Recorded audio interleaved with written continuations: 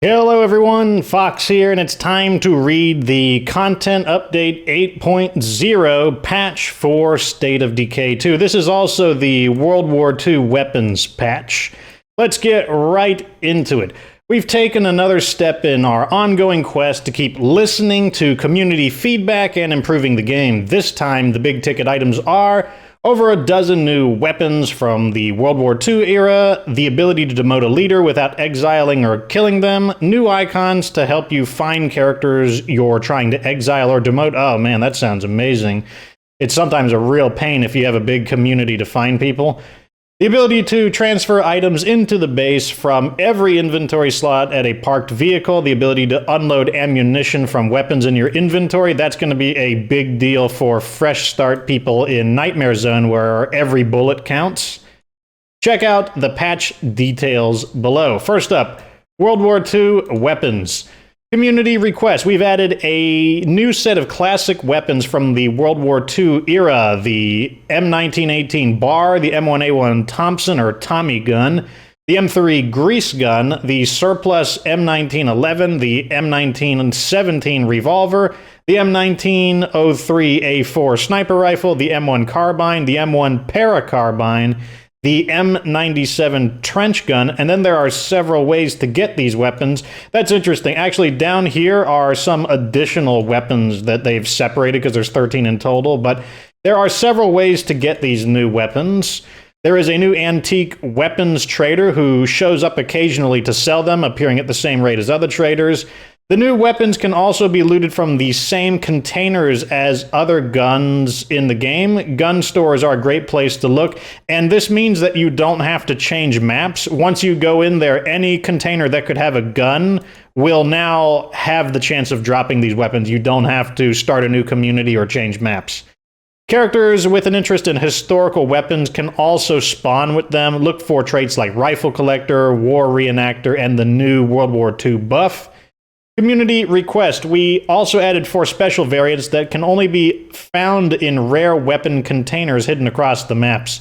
Rare weapon containers are these really specific containers that are always in the exact same place in every single map, so it's possible to memorize their location. It also means that these are going to be not just rare to find, but you have to get the one you want in comparison or in competition with the other rare weapons that could drop, so it could be a bit of a pain to get these, but they include the Barrow-style bar, a cut-down M1918 bar, the Gangland Strad, an M1A1 Thompson with a drum magazine. This is like the classic, like, stereotypical gangster Tommy gun with the, like, circular magazine. The Graveyard Shift, an integrally suppressed M3 grease gun, a weapon that has an integrated suppressor in it.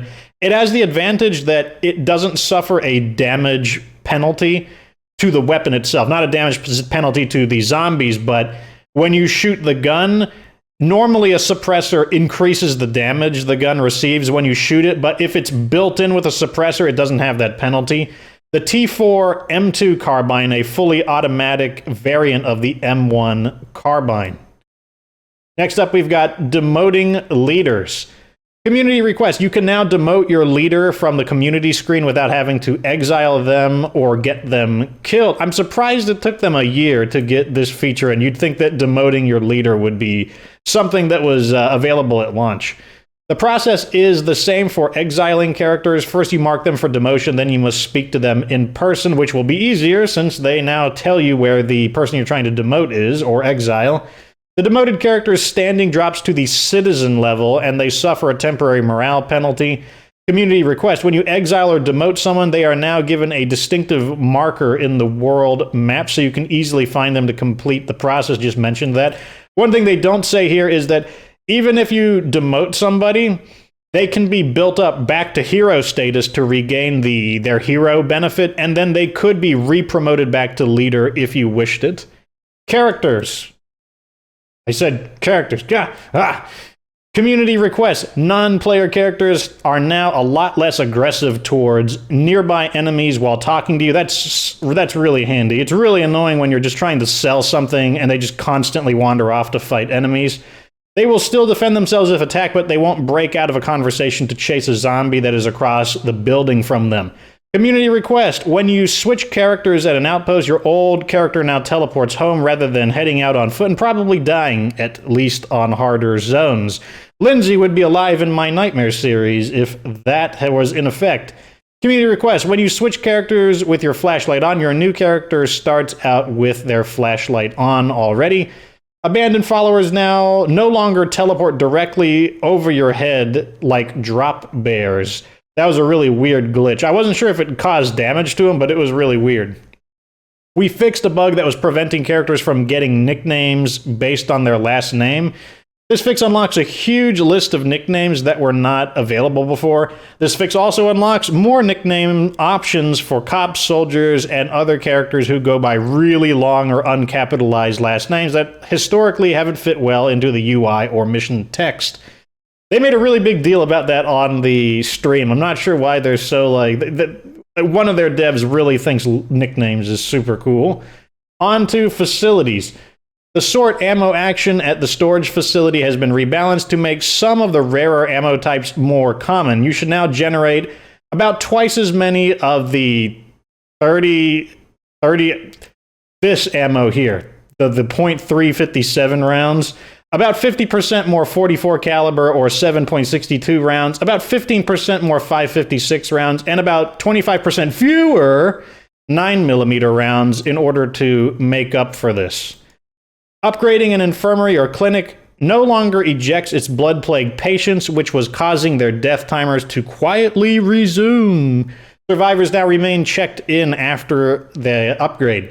The Scrum certification skill, this is something that typically you have to get a skill book for, and then you can teach it to somebody who doesn't have a 5th skill. It now grants a speed bonus to the building of facilities, in addition to its original speed bonus to other facility actions.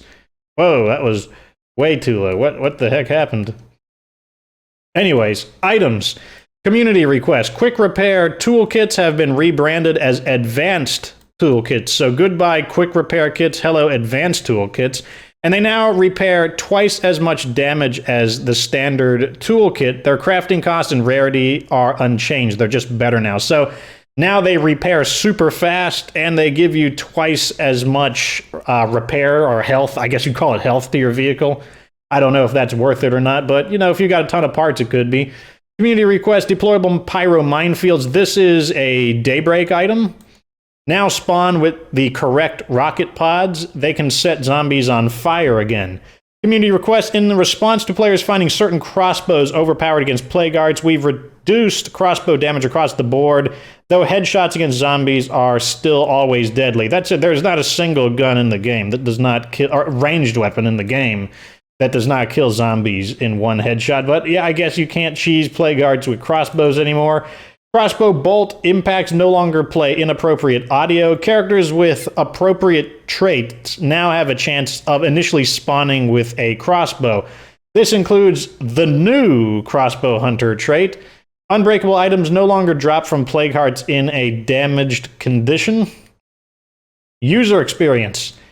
Community request, you can now hold Y on the controller or R on the keyboard to unload the ammunition from the magazine of a weapon in your inventory so you could store it or use it elsewhere. What's going to make this really good is if you're doing a fresh community and you just don't have a ton of ammo, like you don't have access to ammo presses and you just don't have a huge stock of the bulk ammo supply, it means as you find weapons that you're not using, you can just take the ammo out of them to prioritize elsewhere, and it means you can like sell the weapons for a better value because you're not selling the ammo for basically free.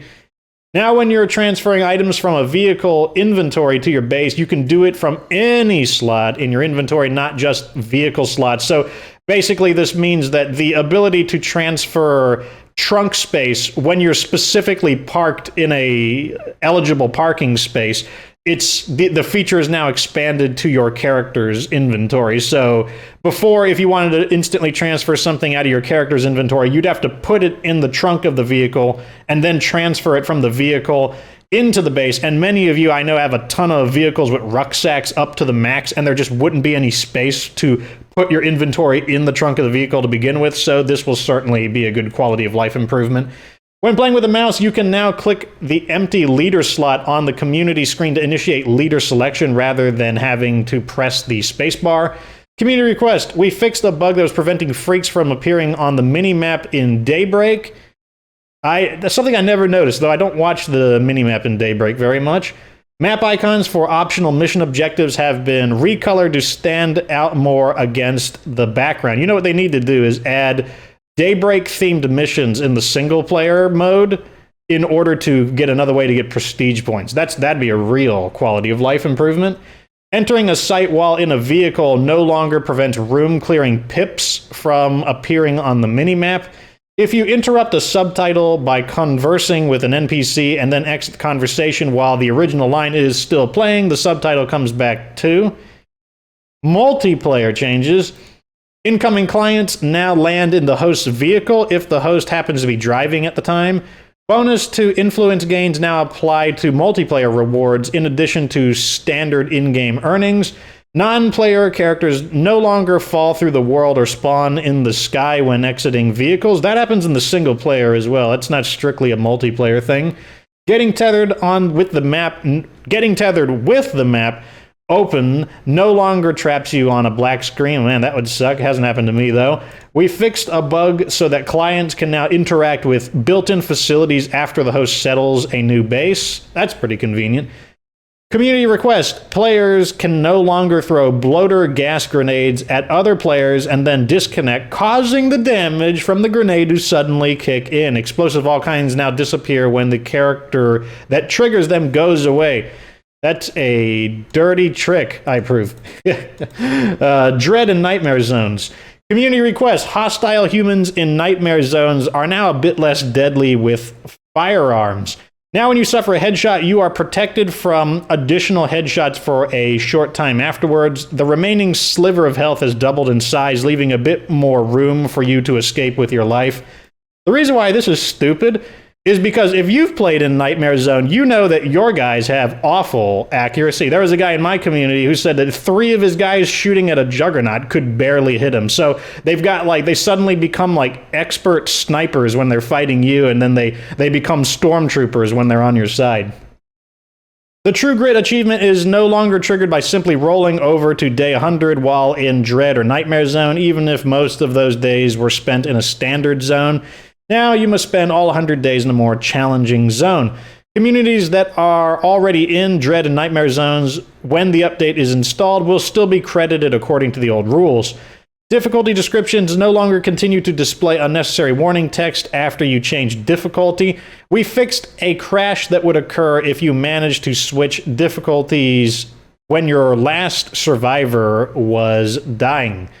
Also seems like a cheesy way to try and escape your doom. You need to face your doom. Other stuff. Windows with multiple panes now break as you would expect, rather than quietly violating the laws of physics. We fixed a bug that was causing the game to begin without characters or the world fully spawned in. We fixed a crash that occurred when a character was killed after being exiled. So, what do you think about this update? Overall, I think the most significant things are you can now demote your leaders. I think that's a pretty big deal. I don't think the World War II weapons are going to be that big of a deal because they're not that different than the existing weapons. Finding people easier, that's a great quality of life change. The ability to transfer items from your inventory to the base, that's pretty nice. Unloading your ammo, that's probably going to be... So unloading your ammo along with this one up here, demoting your leader, that's going to have the biggest impact on a community that isn't well established. I'm not talking about a super maxed out community that's got 100 BFGs or something. I'm talking about just a fresh start community, especially if it's a fresh start nightmare community. Being able to pool your ammo by unloading the ammo from weapons you're not using, that's going to make a really big difference. So overall, I think that these are decent changes. I see there's still no mention of vehicles just randomly exploding, vehicles getting possessed by ghosts and flying away. So those problems that have existed in the game for quite a few months, still no word about it. Also, no word about the new map, Return to Trumbull Valley. So unfortunately, I can't tell you anything about that. But overall, I think it's I think it's an okay update. You know, it's got some pretty neat stuff in there, but still looking for more from Undead Labs. We definitely want to hear more about the Return to Trumbull Valley update. I can't go but 1 or 2 videos without somebody asking about them, but let me know how you think Undead Labs is doing. How do you rate their performance? Do you approve? Do you disapprove? Let me know down in the comments section. Like this video if it was informative. Subscribe for future State of Decay 2 content. And of course, remember that you don't have to be good to get good.